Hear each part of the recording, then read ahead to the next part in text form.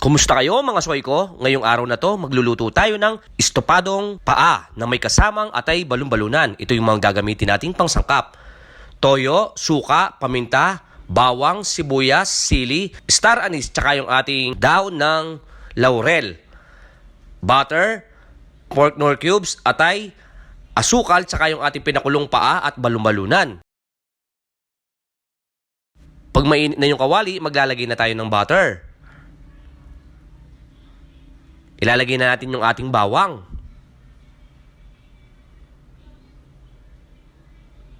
Ganon din yung sibuyas. Ilagay na rin natin yung sili. Yan, hayaan natin hanggang maluto. Pag okay na, ilalagay na natin yung ating pinakulong balon-balunan tsaka yung paa ng manok. Lagay na rin natin ng paminta. Haluin natin.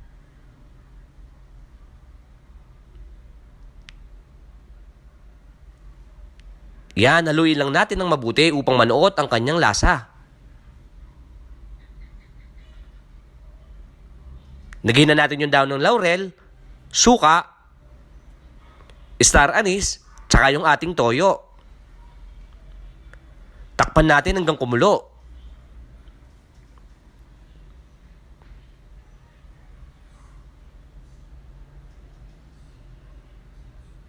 Pag kumukulo na,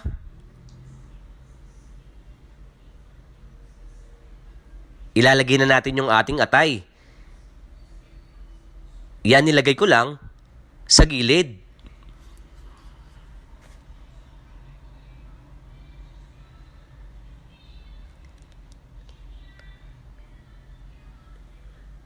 Takpan natin.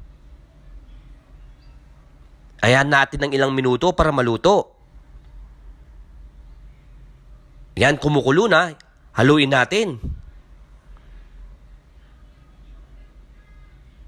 Ganun din yung ating atay, baliktarin natin. Ilagay na natin yung ating chicken nor cubes, tsaka yung ating pangsabaw.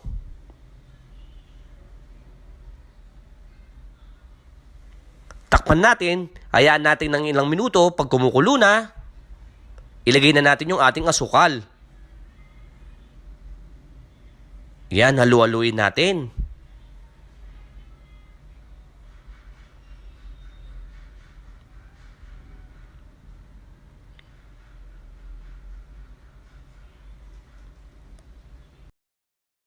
Hayaan natin kumulo ng kumulo.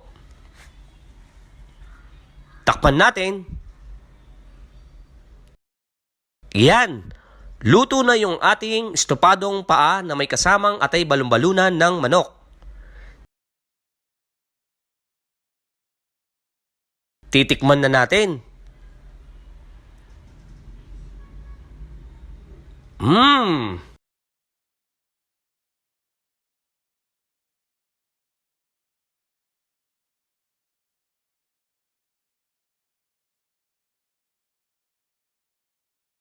Nyama na soy!